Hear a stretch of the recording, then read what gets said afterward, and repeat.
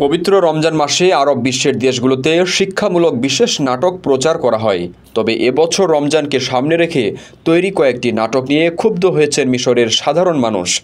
তারা এসব নাটক ও নির্মাতাদের বয়কটের ডাক দিয়েছেন, সঙ্গে এসব অশ্লীল নাটক তৈরির পেছনে সৌদির দিকে অভিযোগের আঙ্গুল তুলেছেন। আপনার স্বপ্নগুলো আকাশ ছুবে প্রবাসীর হেলিকপ্টারের মাধ্যমে। বিয়ে, জন্মদিন অথবা যে কোনো বিশেষ প্রয়োজনে হেলিকপ্টার ভাড়া করতে যোগাযোগ করুন স্ক্রিনে দেয়া নাম্বারে। প্রবাসীর হেলিকপ্টার, নিরাপদ ও সাশ্রয়ী বাহনের বিশ্বস্ত নাম।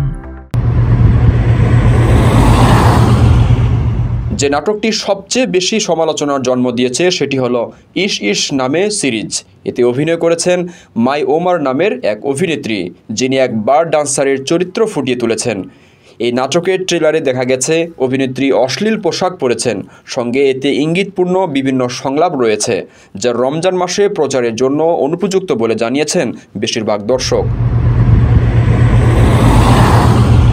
এই নাটকটি প্রচারিত হবে সৌদির মালিকানাধীন এমবিসি মিশর এবং তাদের স্ট্রিমিং প্ল্যাটফর্ম শহীদে।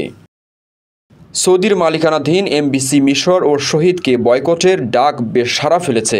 অনেকে বলছেন, রমজানে এমন অশ্লীল নাটক তৈরির জন্য তারা এই প্ল্যাটফর্মগুলো আনসাবস্ক্রাইব করবেন। নাটকটিতে সৌদি জেনারেল এন্টারটেইনমেন্ট অথরিটি যুক্ত থাকায় সমালোচকরা রমজান মাসে এসব নাটক তৈরিতে সৌদির ভূমিকা নিয়ে প্রশ্ন তুলেছেন।